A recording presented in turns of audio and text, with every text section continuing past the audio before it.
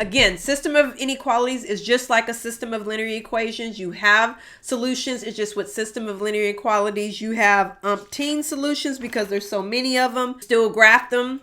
You still find all the solutions that make it true. All of those things still work. Now, on that first example we did where we shaded it, that's called your region of possible solutions or your region of solutions. That means you can pick from anywhere on this place that we shaded. And what we're saying is that is what makes the equation true. System of inequalities, and I have to throw this plug in there. Welcome to my TED Talk, is real world math.